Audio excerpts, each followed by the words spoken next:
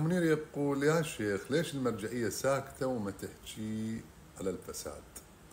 عزيزي، أولا هذا كلامك مصادرة للقضية من رأس. يعني أنت من تقول المرجعية ساكتة وما تحكي على الفساد، يا أخي اللي ما يشوف الشر ويقول ماكو ضوء هذا أعمى. المرجعية لسنوات طويلة تنادي وتنادي بالإصلاح وبنقد الفساد وباجتثاث الفساد، حتى قالت بحت أصواتنا بعد ما لا تصنع، وقالت أيضا للصبر حدود، وقالت المجرب لا، وهكذا. يعني المرجعية حقيقة ما تركت وسيلة لانتقاد الفساد والإشارة للفساد إلا ودعت إليها وحثت الناس على التغيير ثم التغيير، ثم أكثر من مرة طالبت بالتغيير. لكن يا أخي الكريم، التغيير مرتبط بنفس الناس.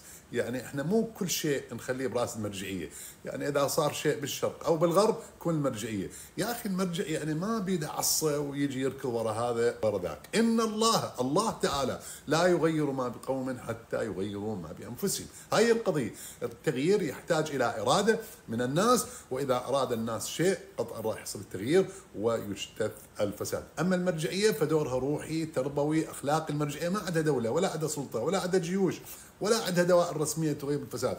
المرجعيه كل دورها انها تدعو وتحث، وباقي يم الناس.